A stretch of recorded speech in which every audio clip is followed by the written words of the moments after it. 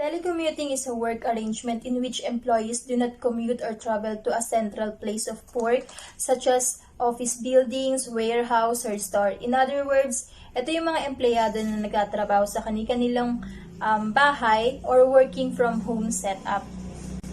Telecommuting have its pros and cons, but let me tackle first the pros of telecommuting. First, since they are working from home, they do not have to spend time commuting back and forth from work. Less hassle and time and stress para sa mga empleyado. Next, it is easier for them to focus on what they are doing because there will be no usual workplace distraction. Third, since they don't need to go to their workplace, there are no transportation costs. Dito, mas makakapag-save ng pera ang mga empleyado.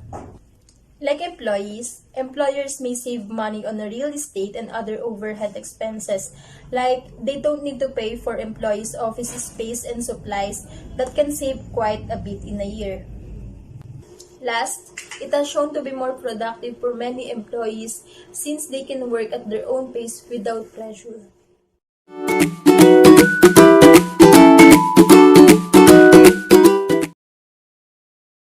Pros and cons.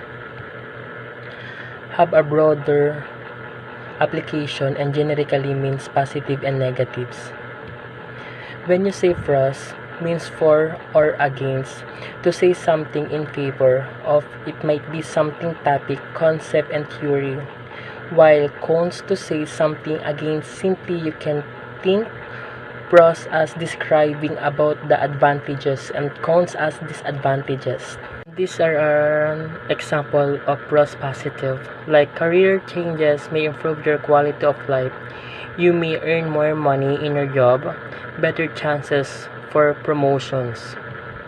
While the cons negative, changing your job may be financially risky. Career changes can be stressful. You may end up employment.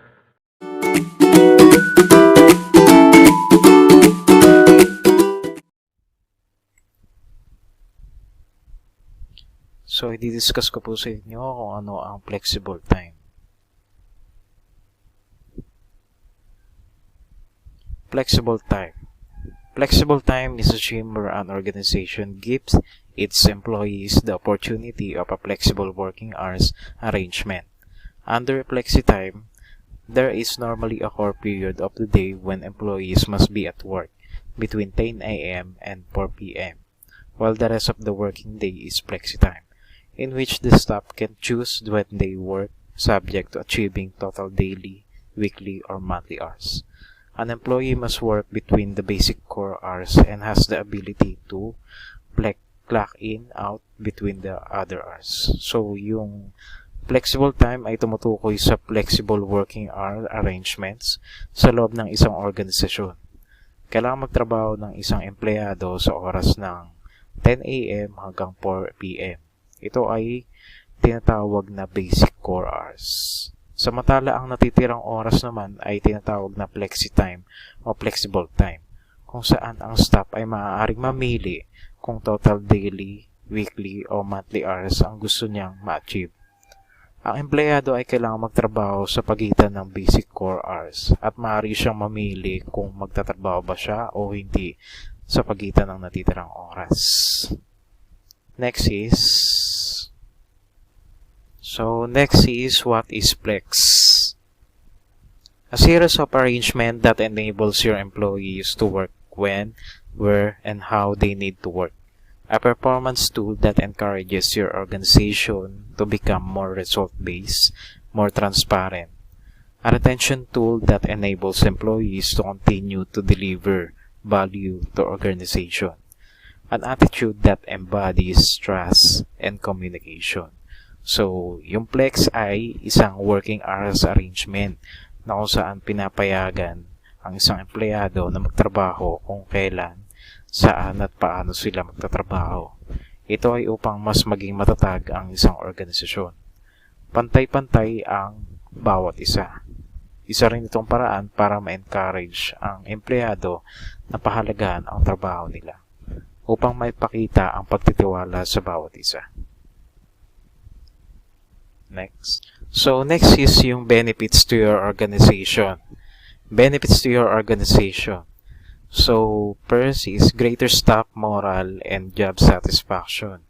Dahil dito sa free time na to is mamomotivate yung yung moral ng isang empleyado, then masasatisfied din siya sa trabaho niya dahil hindi siya ganun kapagod dahil meron siyang free time para magawa niya yung gusto niya or pwede siya magpahinga. So, next is reduces stress and fatigue and unfocused employees. So, sa trabaho, kapag tuloy-tuloy tayo nagtatrabaho, kailangan din natin magpahinga dahil baka mabigla yung katawan natin. Then, kapag hindi natin, sa sobrang pagod natin, baka mamaya hindi na tayo nakapokus sa ginagawa natin.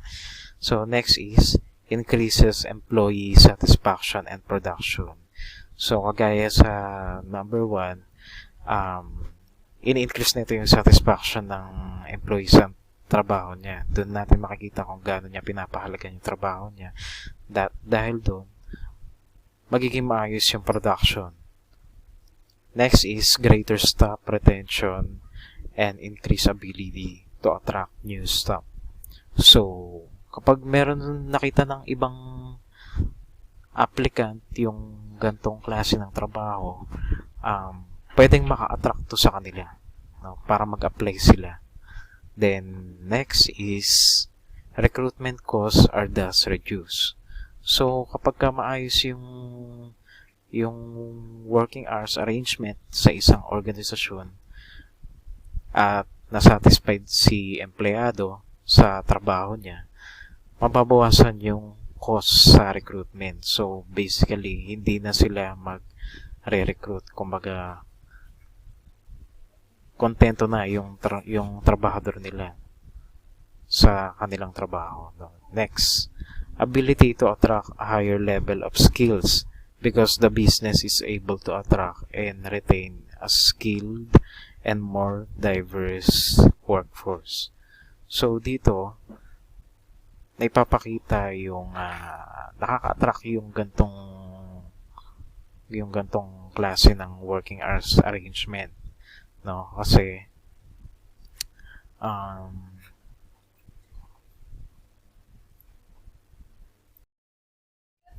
next is the ability to attract a higher level of skills because the business is able to attract and retain a skilled and more diverse workforce. So, dahil dito sa flexible time, may enhance yung thinking natin kung ano yung mga dapat natin gawin sa araw na to at mas may enhance yung pag-iisip natin na kailangan nating pumasok na maaga para mas marami tayong magawa sa trabaho natin. So, next is measures employees attendance.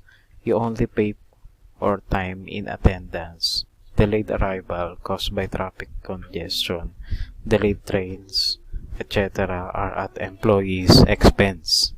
So, dito dahil sa free time, flexible time, no,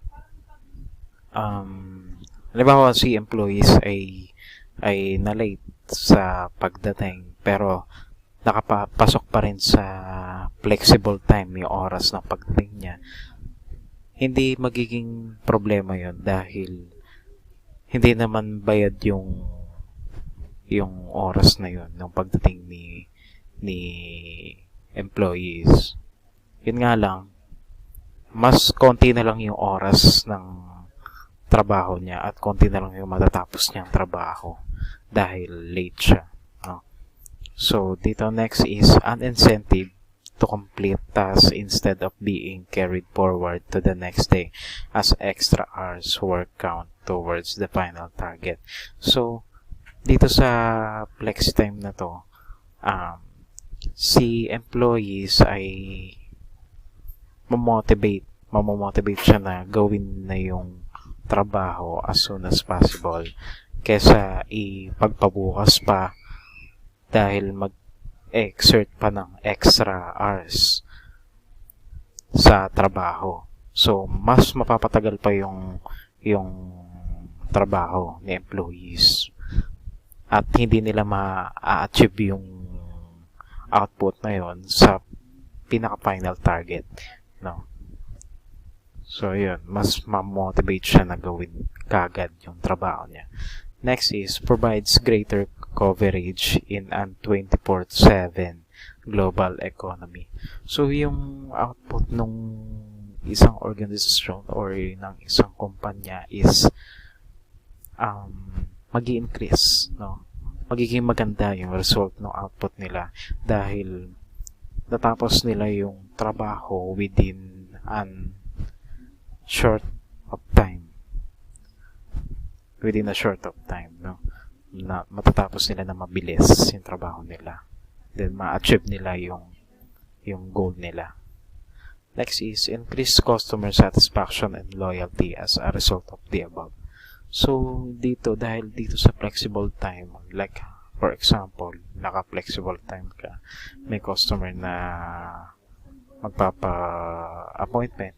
So makikita kagad ni customer na ma-assist mo kagad si customer, no?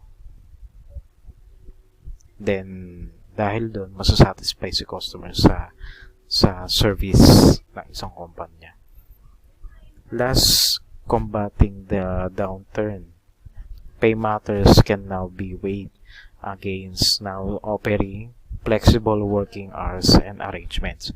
So, dahil sa flexible time at nagagawa ninyo ng maayos yung trabaho ninyo, natatapos nyo siya sa deadline, mismong deadline, before the deadline, no? Maiiwasan yung pagkalugi ng isang kumpanya. Maiiwasan yung pagkabagsak ng output, no? So, next is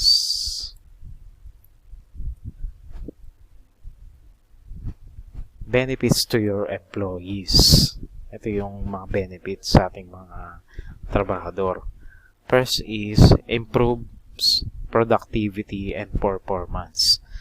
So, dahil sa flexible time, pwedeng ma-enhance yung skills tsaka knowledge ng isang employees, no?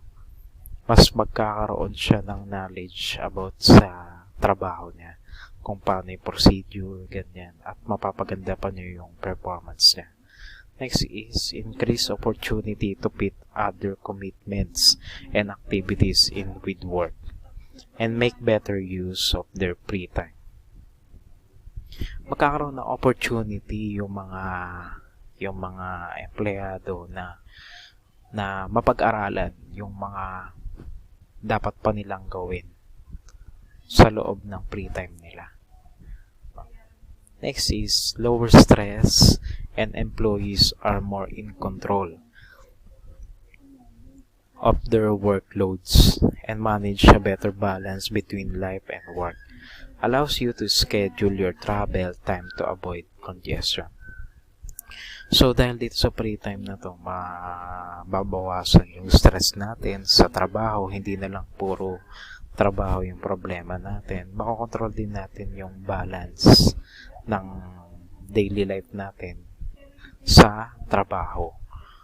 Dahil, like, for example, sa travel, no? May iwasan natin yung late kasi mamomotivate tayo na pumasok na maaga. So, next is, allows you bank time to be used for leisure, personal activities. So, dito, pumapasok yung free time natin. Pwede natin magawa yung mga gusto natin gawin. Yung mga pang-personal na activities natin. Yung mga kailangan natin gawin para sa sarili natin. Next is avoid the stress of communicating at peak times. If their start and finish times are staggered or if they work from home. Dito may iwasan yung stress, no? Kapag peak hour. So, tapos matatapos natin yung trabaho natin within within the right time, kahit naka-work from home tayo. So, next is personal matters can be sorted without having to take time off. Yung mga personal matters natin, like for example, yung mga problema natin, pansarili nating problema, may iwasan natin yun, malilesen natin, no? Hindi natin masasali sa trabaho, no? Next is helpful for people caring for children or other dependents, but other may find flexible working helpful too. So, ano ba, kapag may mga personal matters ka, may gagawin ka pa sa bahay, pwede mong gamitin yung flexible time natin. Pwede tayo out kagad. Like, for example, kapag malapit na mag-out, pwede natin gamitin yung free time natin, flexible time natin, para makauwi tayo kagad sa bahay natin at maalagaan pa natin yung mga anak natin or yung mga kamag-anak natin.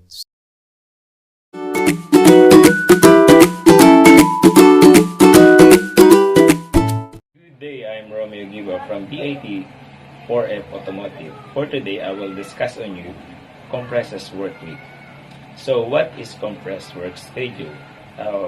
Compressed work schedule, it allows employee to work at traditional 35 to 40 hours work week and less than the traditional numbers of work days. So, example na ito is, kung meron kayong quota na ngayong week, so pwede nyo siyang trabahuin ng 4 days na tigte 10 hours instead of 5 days kayo magtrabaho na tigte 8 hours.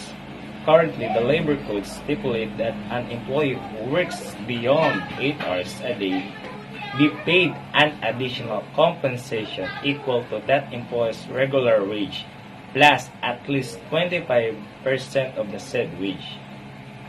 In a compressed work week scheme, overtime pay will be given to the employees who perform work beyond 40 hours a week.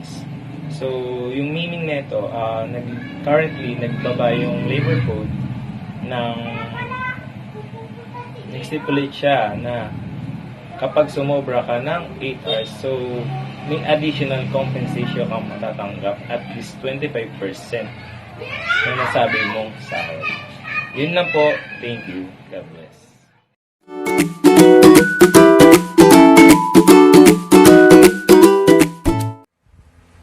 Hi, my name is Christian Cal Tolentino from BIT4F, and my report is about compressed work weeks. So, what is a compressed work week? Compressed work week schedule allows an employee to work a traditional 35 to 40 hours work week in less than 5 work days. So, meaning, instead of working 5 days with 8 hours a day, pwedeng ma-compress yung working hours mo, na usually nagiging 4 days na lang per week ang pasok, pero 10 hours a day yung working hours.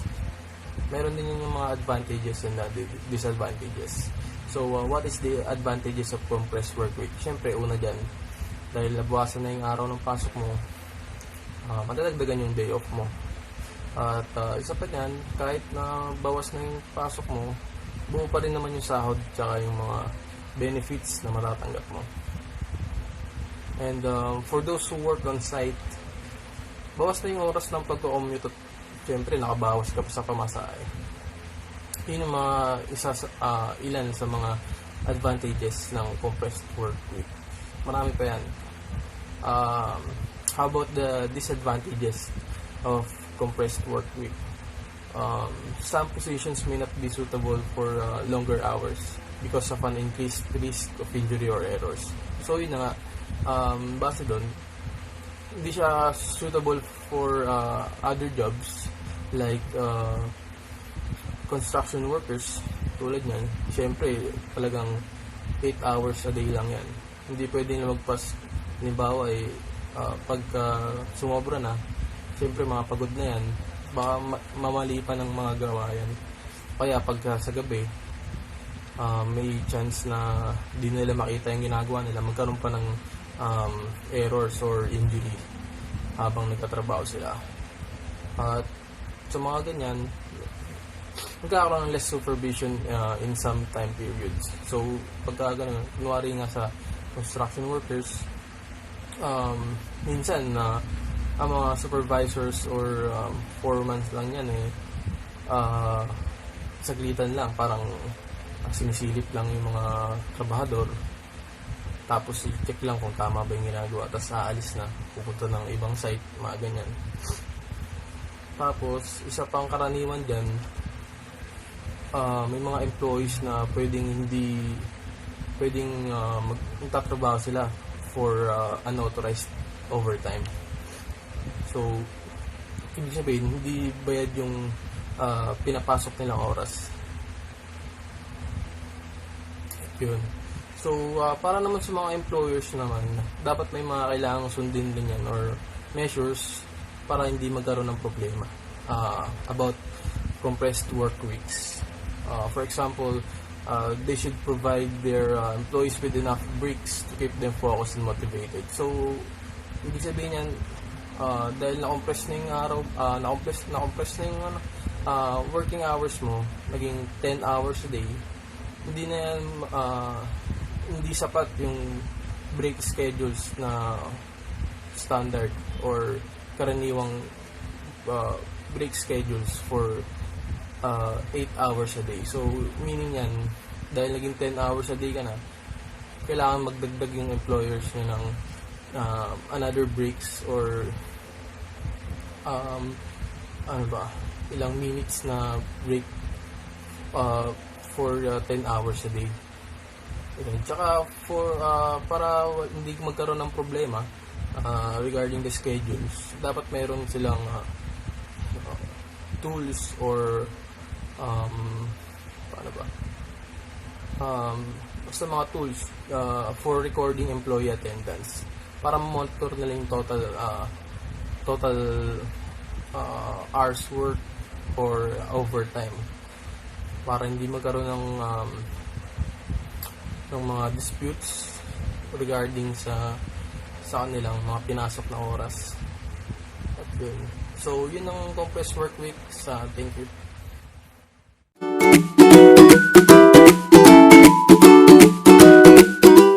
Everyone, my name is Billy G. Leonidas. My topic is all about job sharing. Job sharing.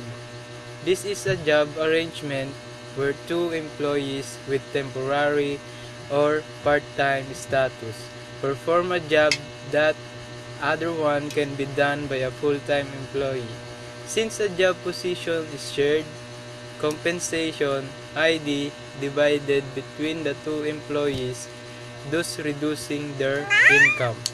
Job sharing is suitable in a situation where one of both spouses wishes to work only part-time. It's more convenient for older workers who are retiring, as they will have more time to rest. For example, Lexi may work in a certain position Monday and Tuesday, and Reina may occupy the same position Thursday and Friday. The two people may both work on Wednesday and use that time to update each other on the current status of the various projects on which they collaborate. Thank you.